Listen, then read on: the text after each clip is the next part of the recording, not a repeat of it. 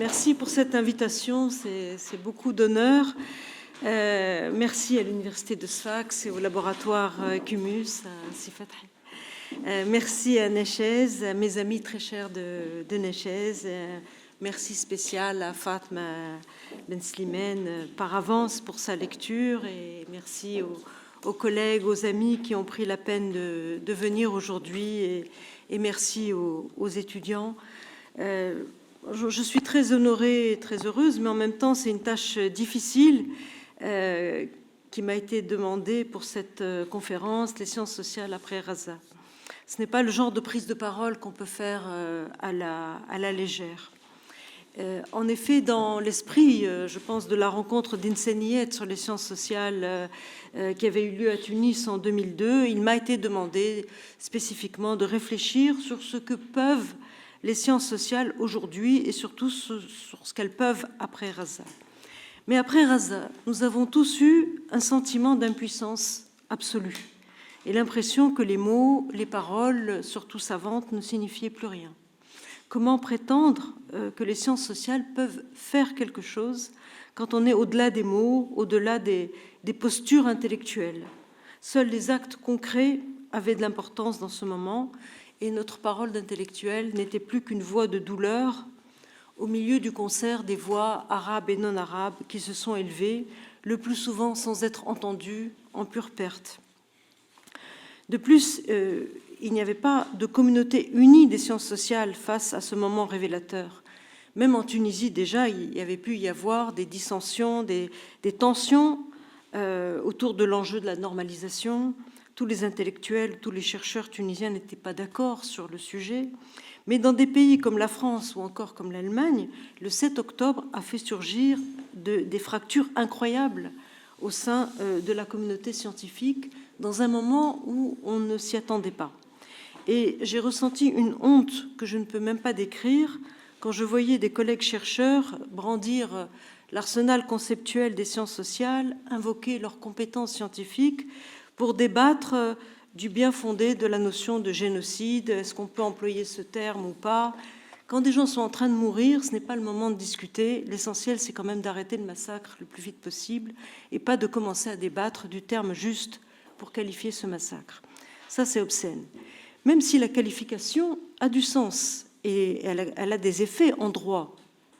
Donc, il n'y a pas eu une science sociale éclairée prétendant mettre fin à l'injustice, mais des communautés de chercheurs, hommes et femmes, tous inscrits dans une histoire, traversés par des affects et profondément divisés entre eux. Cela étant, la répression qui s'est très vite abattue sur les chercheurs en France ou en Allemagne, aux États-Unis, qui s'est abattue sur les universitaires qui dénonçaient le génocide ou qui défendaient les droits palestiniens, cette répression même d'une parole qui qualifiait les faits donne à penser qu'il y a bien un pouvoir, malgré tout, de la recherche, même s'ils n'ont pas été les seuls réprimés, bien sûr. Des syndicalistes ou d'autres porteurs de parole ont été poursuivis par la justice ou harcelés. Mais les universités ont été spécialement ciblées ou mobilisées. Et donc, on peut prendre au sérieux cette idée que la science sociale, la science des sociétés, peut être quelque chose, peut changer l'ordre du monde, peut lutter contre l'injustice. Mais comment ? S'il y a une vérité criante que l'écrasement de Raza a mis en évidence aux yeux de tous, c'est la valeur inégale de la vie humaine aux yeux des puissances hégémoniques occidentales. Alors ça, bien sûr, on le savait avant le 7 octobre, nous le savions au moins à travers ces échanges de prisonniers dont le ratio transposait cette vérité que la vie d'un Arabe ne vaut pas au même degré que d'autres vies et ne s'échange pas sur une même base.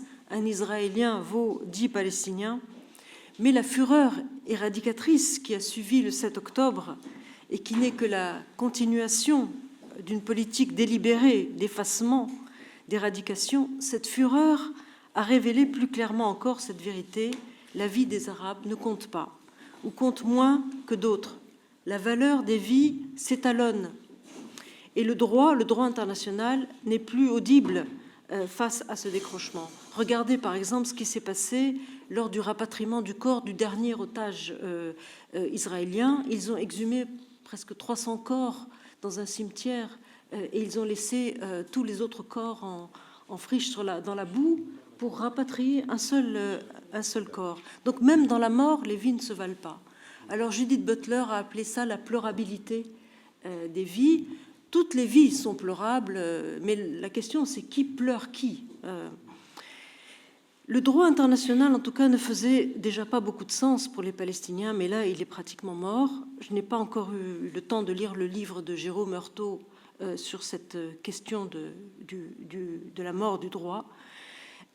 En tout cas, c'en est fini des leçons d'universalisme que l'Occident entendait donner au monde et des leçons de démocratie comme après la révolution tunisienne. Depuis le 7 octobre et depuis le soutien massif et souvent inconditionnel de la plupart des gouvernements occidentaux à Israël, pas tous heureusement, une fracture qui est globalement nord-sud, mais j'y reviendrai, cette fracture est devenue béante, y compris pour ceux d'entre nous qui adhéraient encore à un modèle progressiste qui sous l'égide d'une démocratie visant l'universel. Là, des illusions sont tombées. Même dans les milieux intellectuels arabes les plus acquis à un modèle de la transition démocratique, d'une entrée graduelle dans la cité éclairée, la désillusion est terrible.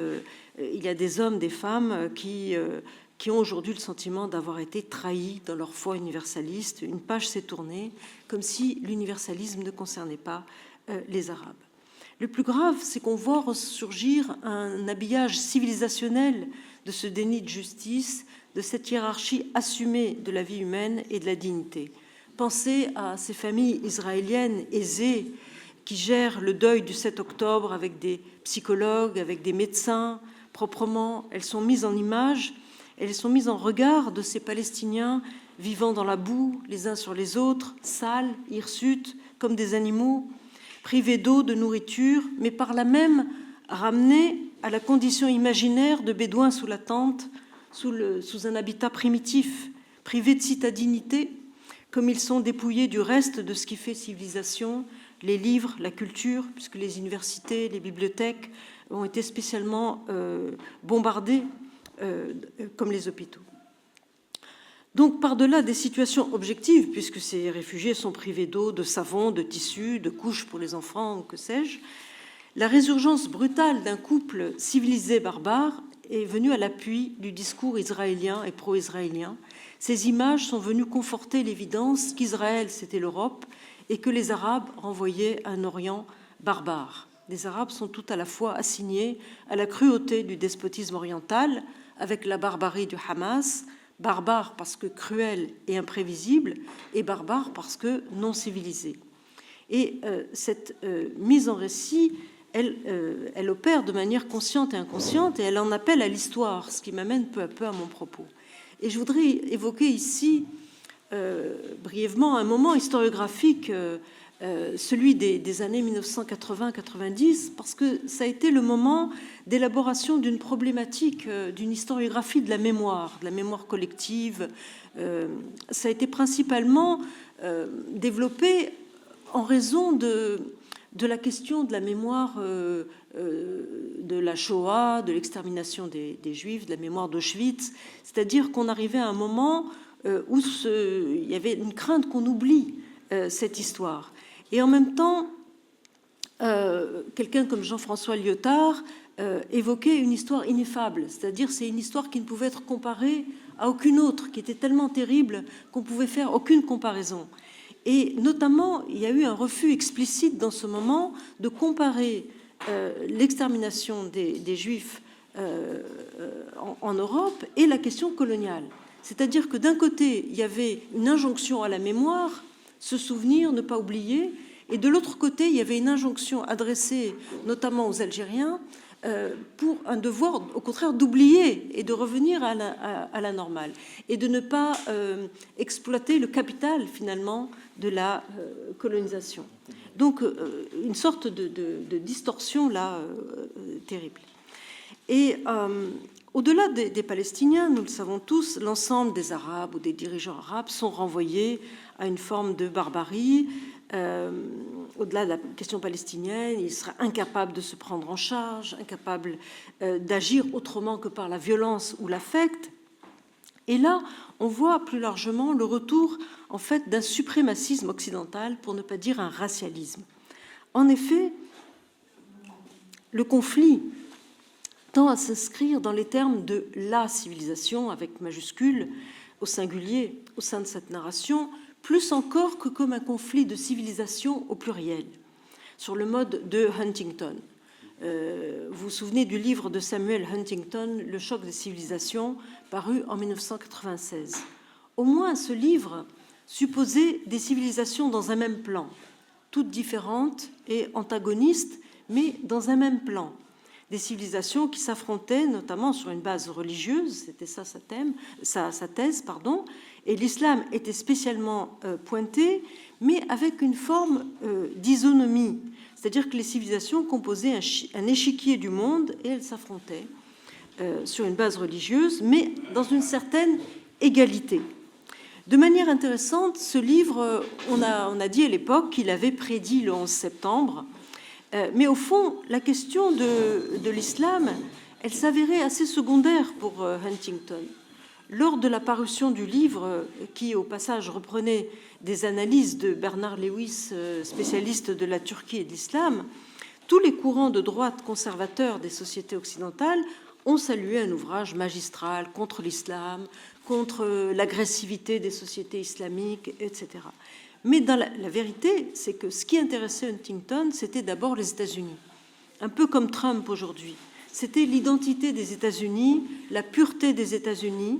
Et son dernier livre, le dernier livre qu'il a publié, n'était pas du tout contre l'islam, mais contre les Mexicains. Il s'intitulait « Qui sommes-nous ? Who are we ?»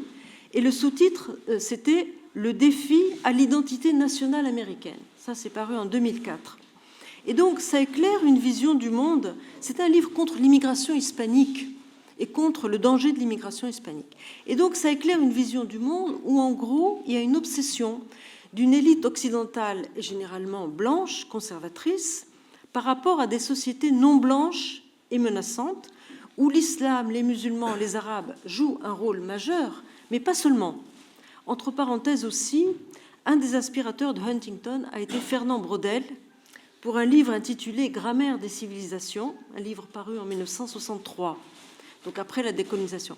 C'était à la base un manuel universitaire qui développait une théorie assez coloniale des civilisations. Mais Braudel lui-même a publié, son dernier livre qu'il a publié, c'était un livre posthume, c'était intitulé « L'identité de la France », donc la même évolution.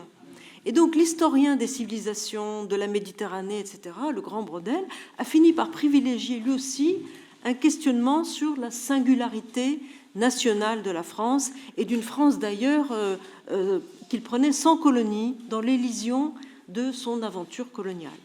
Alors j'insiste sur ces points parce que ça permet de mieux comprendre que la question du monde arabe et de la Palestine peut s'avérer au fond subordonnée, subalterne et insérée dans un schéma plus général qu'on croyait révolu mais qui demeure très actuel.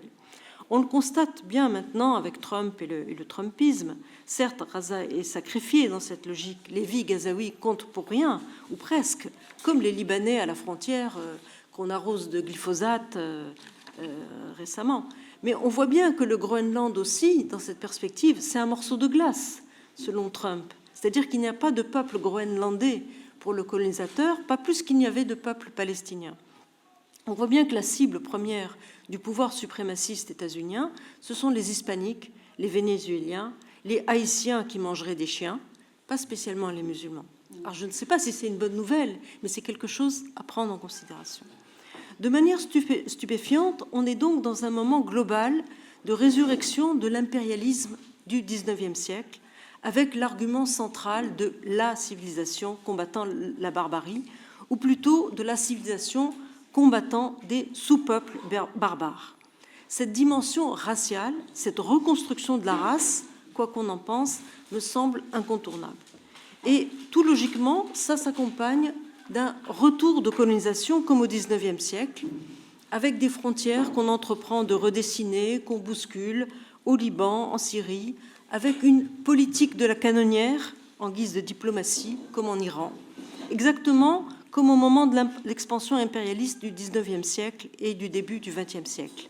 La politique de la canonnière, ça fait appel à une longue histoire maghrébine, même ici À Sfax, on connaît par exemple les guerres contre Venise, les offensives de la flotte vénitienne à la fin du XVIIIe siècle, ces navires qui venaient menacer les côtes en dirigeant leurs canons contre les côtes. Mais je pense plutôt ici à ces offensives occidentales du XIXe siècle qui commençaient à faire appel à un trope civilisationnel qui invoquait un universel civilisateur. Par exemple, en 1816, une coalition européenne anglo-hollandaise est venue bombarder Alger au nom de la lutte contre l'esclavage. Avant même cet épisode, on peut se rappeler les premières années du XIXe siècle, lorsque les États-Unis avaient envoyé une flotte bombarder Tripoli pour lutter contre la piraterie. Cette guerre, elle a duré entre 1801 et 1805, et elle est mentionnée dans la première strophe, aujourd'hui encore, la première strophe du chant des Marines américains, The Shores of Tripoli. Et donc, dans les projets coloniaux annexionnistes qui s'énoncent aujourd'hui, comme la Riviera de Raza, il y a bien cette histoire du XIXe siècle qui affleure, qui refait surface et qui mêle mission civilisationnelle et droit du plus fort. Petite victoire de l'histoire comme discipline, la narration de la fondation d'Israël a longtemps bénéficié dans ce cadre d'une forme d'exonération coloniale. Bien sûr que dans le monde arabe, on n'ignorait rien du caractère foncièrement colonial de la création d'Israël et de ce qu'il en a coûté aux Palestiniens expulsés. Mais dans le reste du monde, cette histoire a pu demeurer longtemps occultée ou même simplement ignorée. Là, je vous renvoie au livre de Sophie Bessis, au moins pour le problème d'une bonne conscience européenne, qui a fait l'impasse sur la question palestinienne par culpabilité envers Israël. L'élément nouveau, donc, par rapport à ces décennies d'atermoiement, de précautions oratoires ou de silence conscient et délibéré sur les Palestiniens, l'élément nouveau, c'est que cette histoire s'énonce plus clairement et publiquement aujourd'hui dans les termes de la colonisation. Le sionisme a été un projet colonial dans la lignée, dans la queue de comète d'une ère d'impérialisme triomphant. C'est une des rares avancées actuelles que de pouvoir le dire. Et cette vérité historique objective, elle ressort de manière enfin transparente à travers le monde, à l'encontre des narrations bibliques, de l'invocation d'une charte biblique, d'un droit divin sur la terre de Palestine, etc. À cet égard, et c'est aussi une avancée, les solidarités avec la Palestine aujourd'hui ne sont pas seulement arabes. D'autres peuples colonisés ou anciennement colonisés décryptent ce schéma colonial, ce qui n'était pas articulé aussi clairement avant le 7 octobre. Et d'autres peuples génocidés se sont aussi exprimés, d'où le soutien précoce de l'Afrique du Sud, par exemple. Récemment, il y a eu des soutiens à la Palestine qui se sont fait entendre au Groenland, d'un peuple génocidé et colonisé à l'autre. Au Vietnam aussi, on a rencontré des soutiens à la Palestine, des peuples autochtones américains apportent leur soutien. Et donc, de manière inédite, c'est une situation qui devient immédiatement lisible à l'aune du colonial et du génocide. Et des solidarités s'expriment de la part d'anciens colonisés dans le monde, mais aussi d'anciens colonisateurs, comme c'est le cas en Espagne ou à un moindre degré au Japon. C'est-à-dire que c'est la même matrice analytique dans tous les cas, celle de la colonisation et, le cas échéant, des colonisations exterminatrices. Et donc, il s'opère une déspécification salutaire de la cause palestinienne dans ces mouvements de solidarité, bien au-delà du monde arabe. Et donc ça politise l'engagement ou le débat sur une base autre que la base nationale, culturelle, voire ethnique. Cette lecture coloniale immédiate, elle amène à une lecture du monde différente sur une autre base. Et notamment, nous sommes là, une fois de plus, à nous dire que tout le monde arabe, malheureusement, n'est pas solidaire au même degré avec la Palestine, que les dirigeants arabes sont malheureusement divisés, une fois encore. Mais peut-être qu'il faut sortir d'une lecture qui serait elle-même spontanément identitaire et ethniciste pour adopter une lecture plus politique. L'Espagne n'est pas l'Allemagne face à la Palestine, et de même le Maroc n'est pas la Tunisie en matière de politique gouvernementale. Et j'attire l'attention sur cette question des divisions du monde arabe parce que nous avons toujours tendance à y voir a priori une malédiction ou la preuve d'une faillite du monde arabe incapable de s'unir. Bien sûr qu'on aimerait que les États arabes se dressent tous comme un seul homme pour défendre la Palestine, mais on sait bien que les agendas politiques sont divers, sont complexes, et ça, c'est le propre du politique. Et cette lecture qui escompterait une solidarité arabe naturelle, c'est au fond une lecture sioniste. La lecture sioniste, la position sioniste explicite, c'est qu'il y a une vingtaine d'États arabes qui pourraient accueillir les Palestiniens, eux-mêmes nommés les Arabes. C'est ça la lecture sioniste. Pourquoi veulent-ils cette terre puisqu'ils seraient chez eux dans n'importe quel pays arabe? Les Palestiniens auraient leur place dans n'importe quel État arabe selon cette logique. Ça, c'est une lecture raciale. Et donc, se lamenter sur le manque de solidarité des États arabes, c'est à la fois justifié moralement, politiquement, et c'est un piège. On voudrait que s'exprime plus fortement une fraternité arabe, je l'ai dit, mais attendre un soutien d'évidence identitaire des Arabes, c'est un piège. Je crois qu'il faut soutenir la Palestine parce que c'est une cause juste, avant de la soutenir parce qu'on est arabe. Et c'est cela le véritable universalisme, et il impose de se détacher de la seule logique identitaire, sinon on est dans un déni du politique. Le gouvernement indien soutient Israël, par exemple, donc il n'y a pas de solidarité sud-sud naturelle. C'est un gouvernement d'extrême droite, évidemment. Pour poursuivre ma réflexion sur ce que peut l'histoire et ce que peuvent les historiens ou historiennes, donc il me semble qu'il convient d'être prudent par rapport à une disqualification politique du monde arabe sur l'argument de sa division et ne pas venir conforter les vieux schémas, l'idée récurrente qu'il n'arrive à rien, l'autoflagellation, n'est bon à rien, etc. En effet, le schéma civilisationnel qui affleure aujourd'hui amène le retour narratif de cette déroute sociétale et politique du monde arabe. Les révolutions arabes, et ça la Tunisie le sait mieux que quiconque, ont donné lieu à une entreprise politique passablement dirigiste ou hétéronomique en vue de la démocratie, avec une mobilisation d'ONG occidentales, une mobilisation de fonds internationaux, avec des mesures plus ou moins injonctives pour une démocratie clé en main comme finalité ultime du politique. Alors que ce modèle démocratique devenait bancal en Europe ou aux États-Unis, il a été brandi comme la réponse à toute revendication de dignité ou d'égalité dans le monde arabe. Et donc l'échec au moins formel de cette transfusion démocratique ou son décalage croissant avec les demandes sociales qui s'exprimaient, avec la révolution sociale, ont semblé valider toutes les analyses passées sur le despotisme séculaire, sur l'incapacité démocratique des Arabes qui ne comprendraient que le pouvoir de l'homme fort, etc. Du point de vue d'un Occident en surplomb, c'est ce que l'on peut résumer par la topique de l'État voyou, Rogue State. La dévalorisation de la vie, le moindre prix des vies humaines, en l'occurrence des vies arabes, sans nom, sans visage, ça serait la conséquence, au fond, de régimes politiques eux-mêmes indifférents à leur propre population, des populations dont la vie ne compterait pas à leurs yeux. Le déclassement proprement politique du monde arabe en général justifierait au bout du compte ce moindre prix de la vie.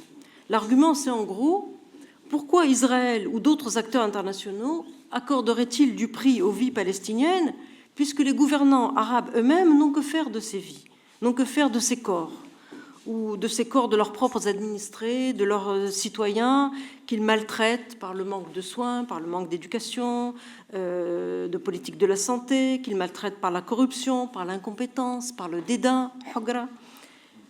Alors, qu'est-ce qu'un État voyou? Pour reprendre la formule de Derrida dans son livre Voyou, paru en 2003, qui fait directement référence à Rogue. À l'époque, c'était Saddam Hussein, lors de la guerre du Golfe, qui avait justifié la résurgence de cette formule, Rogue. C'est une formule de géopolitique systématisée par l'administration américaine sous Reagan, puis sous Clinton. Et comme l'a rappelé Derrida, qu'est-ce qu'un État voyou? C'est un État dont l'administration des États-Unis a décidé qu'il était infréquentable. Il est voyou parce que c'est moi qui le dis. Donc c'est la loi du plus fort assumée. Mais la conjoncture géopolitique des années 1980-90, centrée sur le Moyen-Orient, qui a vu ressurgir cette formule, redessine une faille plus ancienne. C'est-à-dire que la notion de voyou, elle vient de plus loin dans l'histoire, elle concerne un Orient plus vaste, et c'est là qu'on va faire de l'histoire et s'interroger sur un possible agir de la recherche en histoire. L'assignation historique de l'Orient au despotisme depuis l'Antiquité grecque cette despotisation de l'Orient barbare, elle opposait les Perses et les Grecs, comme il est bien connu, et elle s'est ensuite déclinée sous plusieurs modèles ou plusieurs formules. À l'époque moderne, c'est-à-dire des historiens, c'est-à-dire au XVIe, XVIIIe siècle, période clé de théorisation du despotisme en Europe et par l'Europe, c'est principalement l'Empire ottoman qui figurait cet Orient avec la Perse. C'était l'illustration type du modèle despotique conçu par l'Europe éclairée. Et les observateurs occidentaux, repris par les philosophes comme Montesquieu, décrivaient une machine politique écrasante qui broyait ses propres sujets, mais une machine puissamment ordonnée. Or, à cet appareil d'État redoutable et puissant, discipliné, ces mêmes observateurs, et ça nous l'avons oublié aujourd'hui, j'essaie de le rappeler dans ce livre, ils opposaient un autre modèle de despotisme beaucoup plus brouillon, plus proche de la tyrannie, avec des formes de gouvernement erratiques, instables, sanguinaires. C'était les États dits barbaresques, c'est-à-dire le Maghreb actuel, qui incarnait cette version désordonnée du despotisme. Et on en parlait comme d'États dont les gouvernants asservissaient leur propre peuple, dévoraient les ressources, à la fois les ressources naturelles et les ressources produites par le travail, à force de corruption, ou par la force, par la prédation. Et ces États agissaient aussi, et peut-être surtout, comme des hors-la-loi sur le plan international. Les États barbaresques, c'était aussi des États corsaires ou pirates. Ils pillaient l'Europe en contrôlant les mers, ils attaquaient les bateaux comme les Houthis actuels, ils pratiquaient la guerre de course et faisaient des captifs qu'ils rançonnaient ou asservissaient, d'où la guerre de Tripoli. Le caractère réciproque et en miroir de ces pratiques était mis de côté. L'Europe et les États-Unis faisaient la même chose, mais ils ont défini ces nations dites barbaresques comme des terroristes avant la lettre, si on veut. Et c'est là que l'expression rogue leur a été appliquée en langue anglaise. Et donc ce modèle exécré de l'État voyou, pas vraiment un État, il s'est étendu par la suite et à certains degrés, il a imprégné toutes les représentations du fait politique et des milieux dirigeants du monde arabe, ou peu s'en faut. En effet, ce n'est pas le despotisme turc qui a surnagé au fil du temps, c'est-à-dire cet État ottoman qui était effrayant, mais bien organisé, bien discipliné, avec des armées qui obéissaient, même s'il y avait des révolutions, bien sûr. Ce qui restait dans la qualification, au moins des Arabes, pas seulement des Maghrébins, c'est la forme fantasque de la tyrannie, avec l'idée de dirigeants instables, imprévisibles, auxquels ni leur peuple, ni leurs interlocuteurs dans le monde ne pourraient se fier. Cette topique, on voit bien comment elle s'est imposée à propos de Saddam, mais elle venait de plus loin et elle fait retour à l'heure actuelle, au-delà du seul cas de Hamas et du Hezbollah, même si en matière de gouvernants autocrates et imprévisibles, on a quelques exemples convaincants en dehors de la sphère arabe. Trump à lui tout seul casse le modèle. On voit donc ressurgir plusieurs schémas historiques, explicites ou implicites, sous-jacents, qui expriment une fracture, une incommensurabilité, comme si les Arabes valaient moins, en quelque sorte, parmi d'autres peuples, certes, mais valaient moins. À tous ces dénis d'égalité, de parité, les sociétés arabes se confrontent d'une manière d'autant plus douloureuse et difficile qu'elles peuvent elles-mêmes les cautionner en interne, qu'elles peuvent y adhérer, qu'elles peuvent avoir intériorisé la certitude d'un échec politique collectif. C'est sur ce plan que les historiens, les historiennes et tous les spécialistes de sciences sociales détiennent une responsabilité, et une responsabilité de plus en plus cruciale. En tout cas, à ma mesure, je perçois une responsabilité immédiate qui est de détisser toute cette incommensurabilité pour restituer, au contraire, toute la parité, toute la communalité, toute la transversalité que nous enseigne l'histoire vive au moins, telle qu'elle ressort aujourd'hui des travaux de recherche en cours. Que peut l'histoire, que peut la recherche historique? Première réaction contre-intuitive, il faut se méfier d'une réponse dans les termes en miroir de la civilisation, entrer dans une agonistique civilisationnelle. Il faut se méfier d'une position consistant à brandir une grandeur arabe ou à répondre au mépris en se drapant dans les fastes du passé, du grand passé arabe. Le nationalisme arabe nous a souvent conduit à privilégier ce lexique civilisationnel, la grande civilisation arabe et ses accomplissements, pour répondre à l'avilissement colonial et aussi pour se ressaisir, pour retrouver de la confiance, retrouver de la fierté. Mais au bout du compte, ça peut être une impasse. Pourquoi ? Parce qu'en invoquant la grandeur passée, du même mouvement, on va entériner un déclin et une histoire qui se serait embourbée, qui se serait enlisée.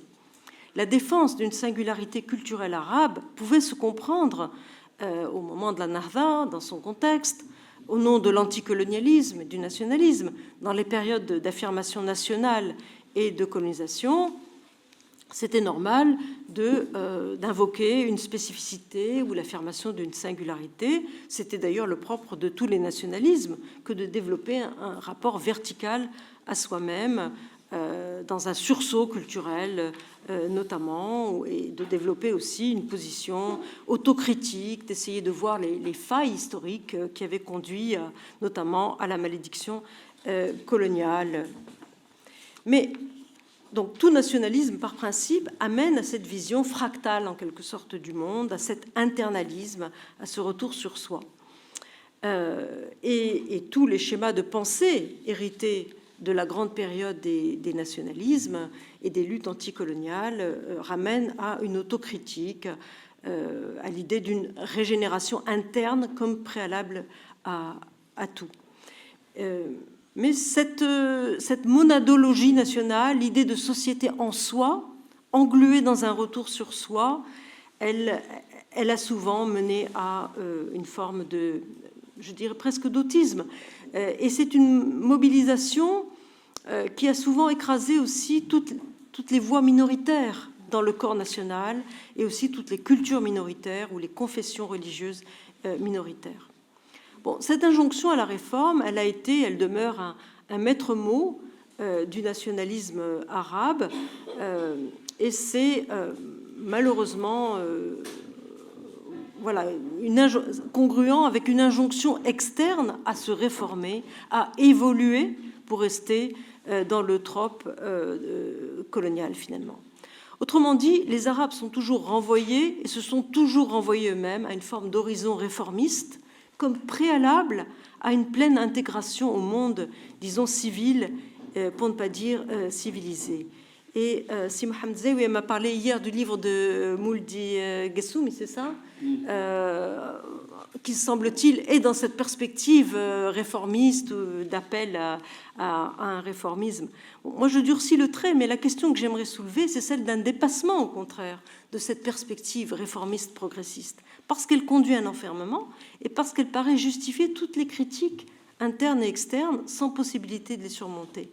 Moi, je crois qu'il s'agit de réhabiliter, au contraire, une présence arabe au monde et dans le monde, non pas comme un horizon, comme un accomplissement à venir, mais comme une réalité déjà là, comme un capital déjà présent. La perspective réformiste progressiste, elle est toujours asymptotique. C'est-à-dire que l'horizon recule toujours. C'est toujours pas assez de démocratie, trop de corruption, pas assez de ceci, pas assez de cela. Et on retrouve constamment sur une injonction à l'autosaisissement, la remise en question comme condition d'une pleine intégration au monde. Et donc on reste dans une circularité sans véritable ouverture.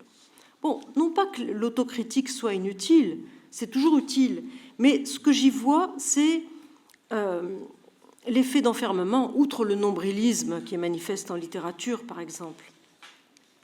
Comme si on n'était jamais assez prêt à dialoguer à part égale avec le reste du monde, tant qu'on n'est pas développé, ou tant qu'on n'est pas démocrate, tant qu'on n'a pas renoncé au racisme, etc. Il y a des raisons infinies de se décrier, et elles sont souvent justifiées, je ne le mets pas en cause. Mais en quoi sont-elles spécifiques ? Si on se compare au reste du monde, en quoi les Arabes seraient-ils vraiment moins démocrates, plus corrompus, plus racistes que d'autres ? Ma proposition est donc de commencer par déconstruire cette pseudo-spécificité et de donner à voir des sociétés arabes à la fois semblables aux autres et déjà présentes au monde, déjà égales et non singulières. travailler à rebours, c'est-à-dire au lieu de travailler la différence, travailler le semblable. Les pratiques circulatoires, par exemple, sont systématiquement minorées dans l'étude de la description du monde arabe.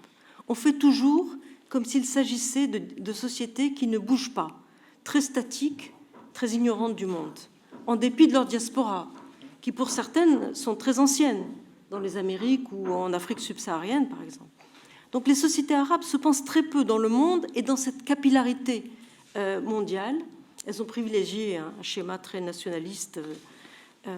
Et réciproquement, le monde, ça se vérifie chaque jour, les perçoit très peu sous ce jour de mobilité et de réticularité. Et pourtant, ce n'est pas d'aujourd'hui qu'il y a des Arabes présents en Amérique, en Afrique, en Europe, bien sûr.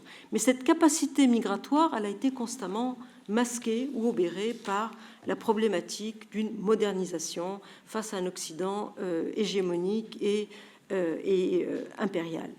Le seul fait de toujours raisonner en termes de retard a masqué cette présence au monde. Je vous prends un exemple. Je ne suis pas trop longue? Non. Restez jusqu'à l'après-midi. Je vous prends un exemple. Spontanément, quand vous pensez aux grands voyageurs arabes, vous pensez à Ibn Battuta au XIVe siècle. Et après lui, on peine à trouver un nom pour illustrer la faculté des Arabes à arpenter le monde.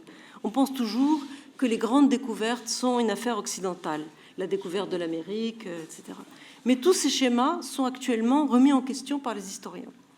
On réfute maintenant déjà le motif des grandes découvertes, des grandes explorations conduites par l'Europe à la Renaissance. Déjà, le terme Renaissance lui-même, on tend à l'écarter. Tout comme l'idée d'une découverte de l'Amérique. Mais aussi et surtout, ce que montre la recherche historique présente, c'est des explorations et des voyages tout aussi importants et tout aussi nombreux, conduits par des Arabes ou par des voyageurs de l'Inde moghole, par exemple. Donc ce serait juste un problème d'une histoire trop eurocentrique et qui fait l'impasse sur les sources documentaires des autres sociétés. Il y avait des marchands arabes qui parcouraient l'ensemble du monde, mais aussi des voyageurs. Je vous cite par exemple le voyage d'Elias El-Mausili au XVIIe siècle, El-Mausili de Bagdad, qui explore l'Amérique latine, le Venezuela, sous domination espagnole. Un exemple plus connu encore et plus ancien, c'est celui de Vasco de Gama, le grand explorateur portugais, qui débarque à Calicut en Inde et qui tombe sur deux marchands de Tunis qui parlent le castillan et le génois, donc l'espagnol et l'italien. Donc ils étaient là avant lui. Ce que ces faits doivent déclencher en nous, ce n'est plus une réaction de glorification ou d'héroïsation, c'est juste un questionnement. Pourquoi est-ce qu'on a oublié cette faculté des sociétés arabes à être dans le monde et à y être à part égale, avec des histoires qui se valent, c'est-à-dire qui sont semblables à celles d'autres sociétés, qu'elles soient chinoises ou européennes. Donc il n'y a pas de privilège occidental de l'esprit d'entreprise, de la capacité à entreprendre. Pour se penser en égaux, il faut se penser comme semblable et contemporain, égaux en valeur et en poids humain historique, mais semblable aussi pour le pire. L'esclavage, par exemple, est une pratique transversale qui a concerné les Vikings aussi bien que la Chine, l'Europe moderne aussi bien que la Russie ou la Perse. Et c'est dans l'humilité de ces ressemblances qu'il est possible de rétablir de l'égalité, qu'il est possible de rabattre l'arrogance de qui se prétend meilleur ou supérieur, par l'histoire. Et c'est sur ce plan que l'universel peut se révéler comme un outil disponible, comme une arme accessible. Paradoxalement, la tragédie de Raza porte peut-être en elle l'avènement d'un universel. En contrepartie à l'acquiescement ou au soutien actif à Israël, nous avons tous observé, je l'ai rappelé, des formes de solidarité inédites partout dans le monde, au nom de l'égale valeur de la vie humaine, en Espagne, au Japon, en Norvège, sur les campus américains, et pas seulement dans un sud global, que ce soit l'Afrique du Sud, le Sénégal, l'Indonésie. La situation proprement coloniale de la Palestine, je l'ai dit, redevient une vérité articulable, même si c'est une vérité qui est souvent réprimée ou censurée. Et donc, même au sein du bloc occidental, il y a des démonstrations solidaires qui s'expriment enfin avec de vraies transversalités. Et ça, c'est une chance à saisir, sans optimisme excessif, mais à saisir. Ces soutiens venus de toutes parts, même s'ils sont minoritaires, ils nous invitent à opérer une inflexion dans notre rapport à nous-mêmes. Parce que le réflexe premier, ce serait bien évidemment de serrer les rangs et, comme je l'ai évoqué, de partir en quête des solidarités arabes les plus évidentes, de renforcer un noyau dur identitaire. Or, dans le moment présent, même sur un plan stratégique, c'est important de se penser soi-même dans un universel, dans une visée générale et non pas spécifique.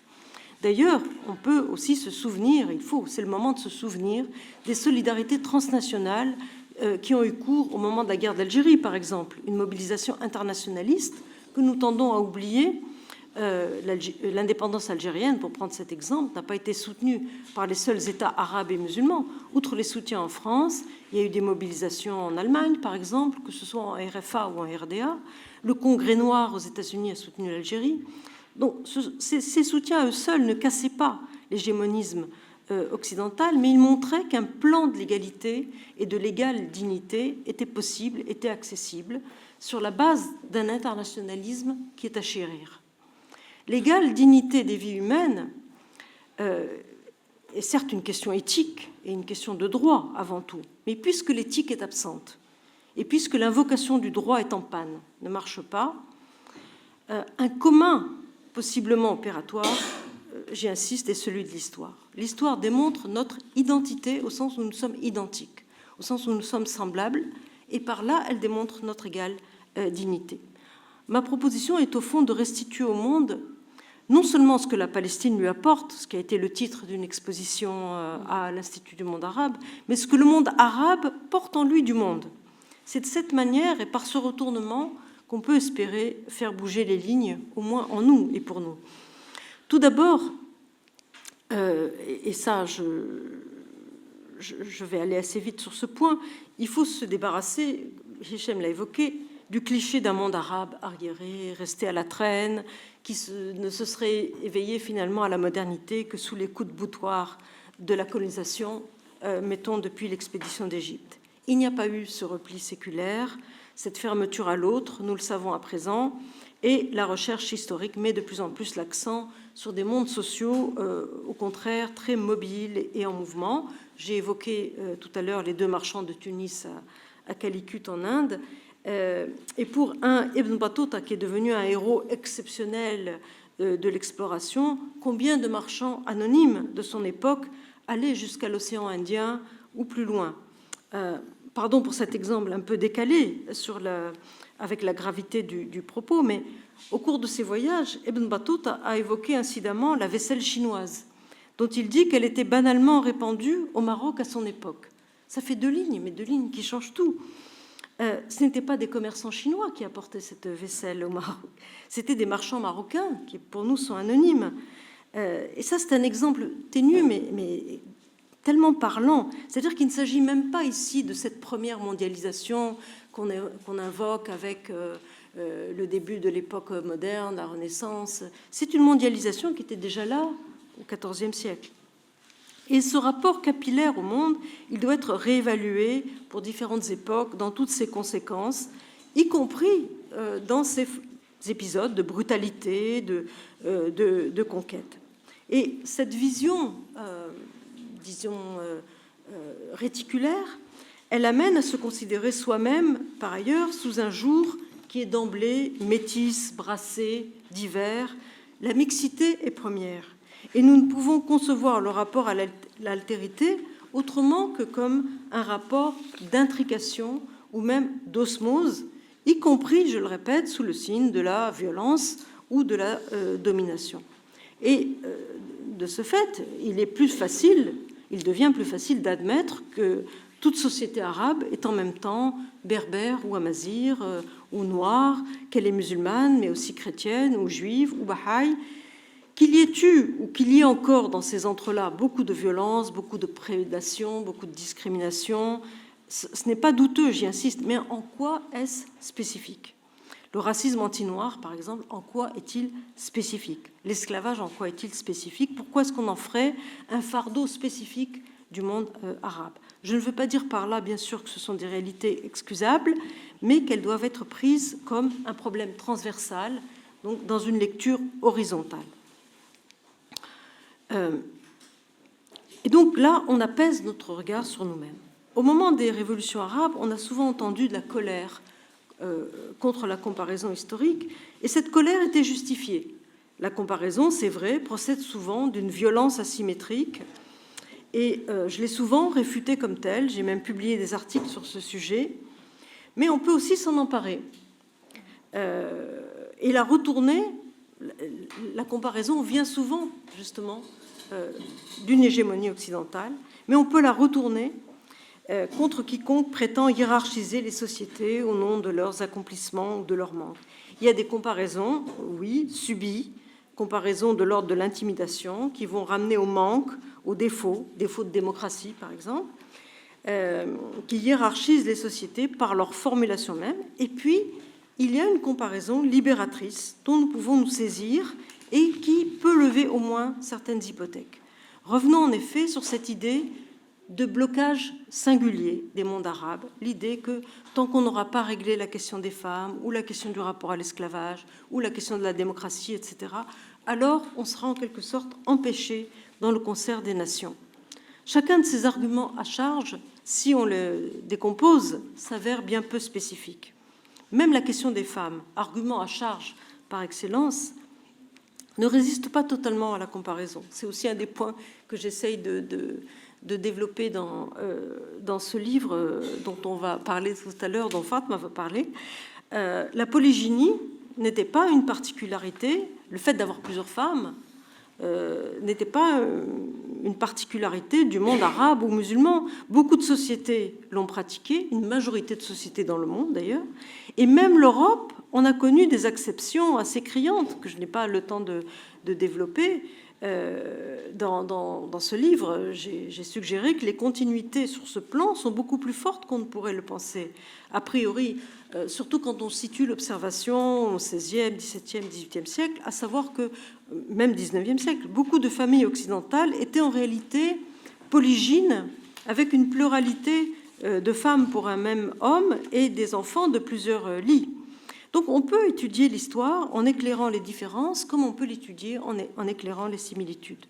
Là, le racisme négrophobe, autre exemple, est un phénomène particulièrement aigu à l'heure actuelle au Maghreb, à la faveur des migrations subsahariennes. Mais bien évidemment, et malheureusement, ce n'est pas une particularité des sociétés arabes.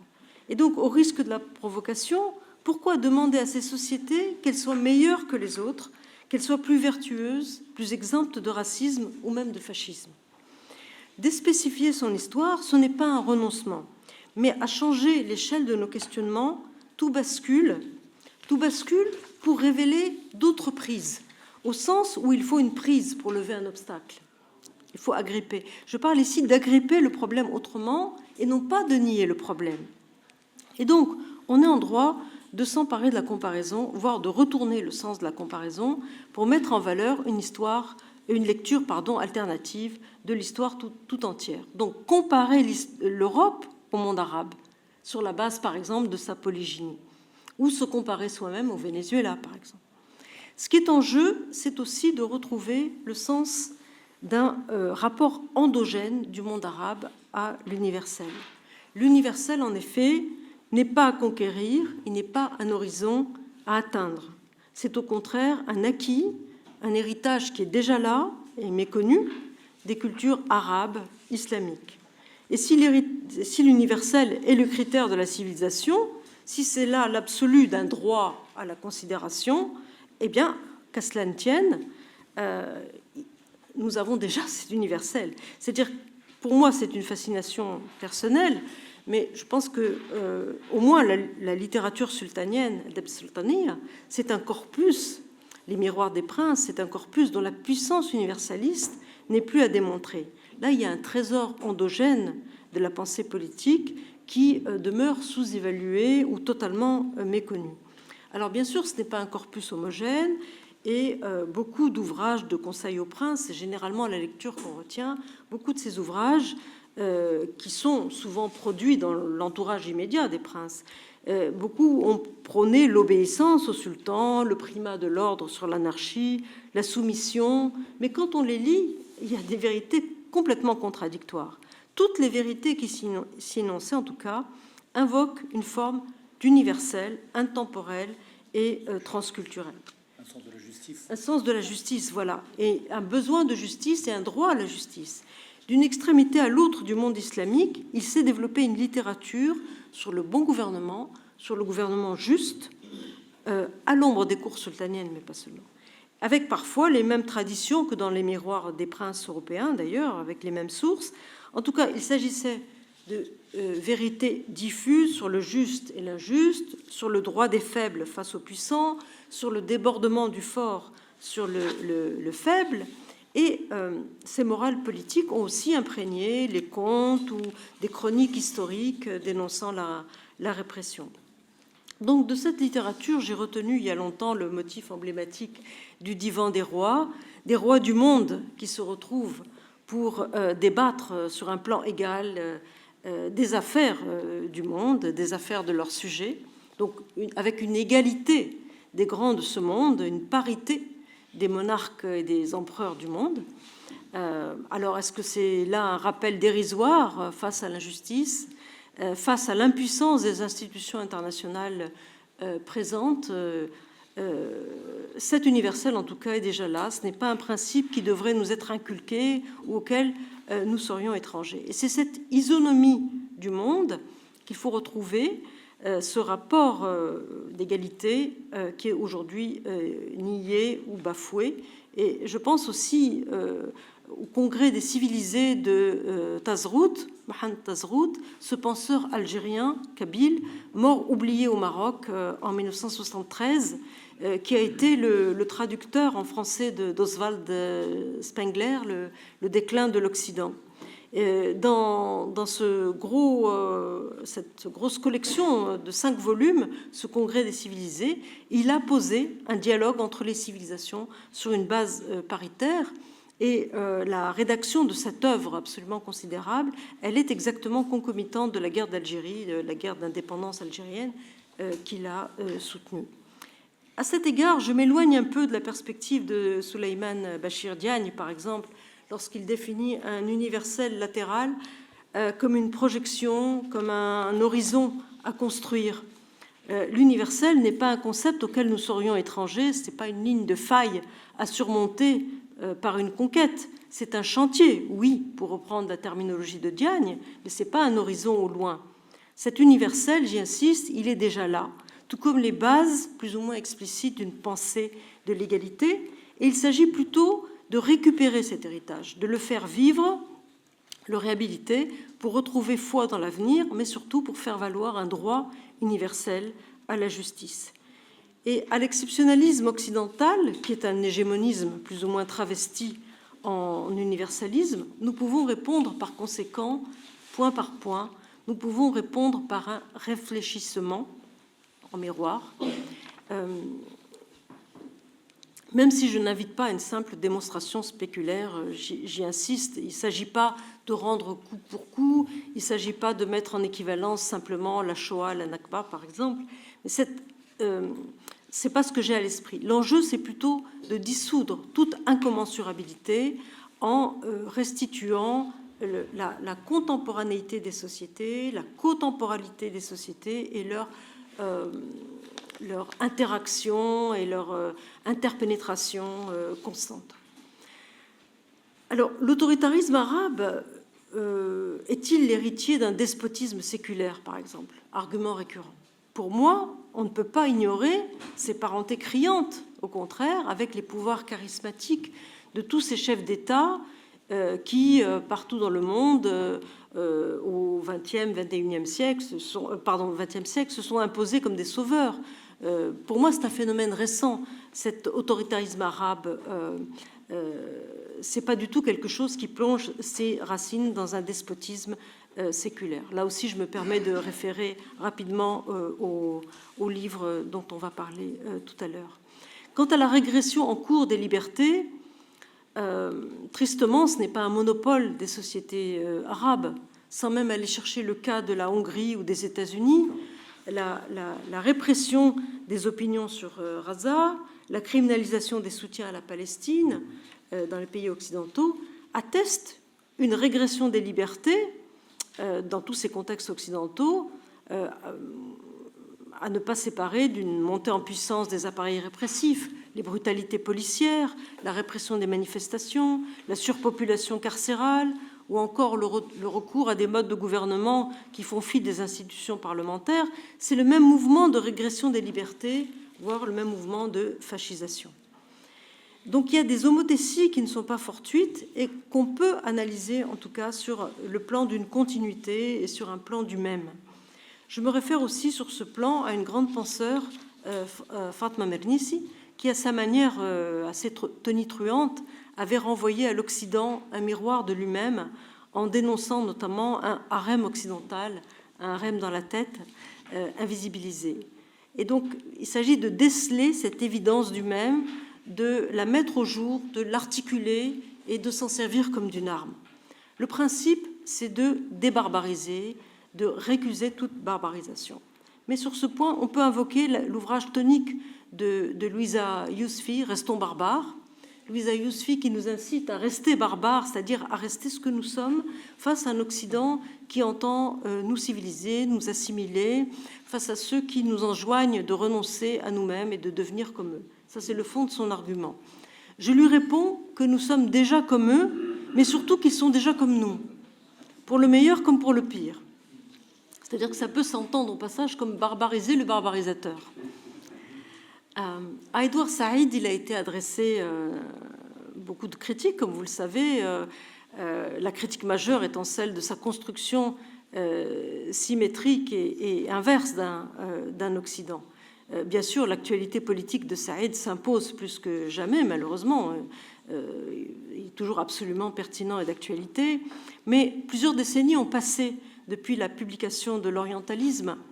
Et l'histoire globale, pour ne retenir qu'une seule des tendances récentes de l'histoire, cette histoire globale nous a invités à dissiper l'horizon de toute dualité tranchée, de toute binarité, de tout en soi, pour restituer, comme je l'ai souligné, l'intrication et l'interconnexion entre elles des sociétés dans le monde. Et donc, je crois qu'il nous faut jouer non pas la grandeur d'une civilisation, son antiquité, sa beauté, puisque tout ça est de toute façon inaudible, voire contre-productif, il faut s'autoriser au contraire de l'homologie et d'une homologie démonstrative. Dès lors qu'à l'échelle du monde, une langue solidaire se fait entendre, qui est encore minoritaire, un socle du même doit être construit, mis au jour et opposé à tout mépris colonial. Et donc là, il nous faut utiliser la force démonstrative de l'histoire. Et donc ce sont ces transversalités historiques et ces vérités spéculaires que je voudrais rétablir pour nous armer dans l'évidence du même et dans l'évidence de la valeur égale des vies humaines quand les principes du droit n'y suffisent pas. Pour la défense de ce principe sacré que toutes les vies se valent, qu'une vie vaut une vie, qui vaut une vie.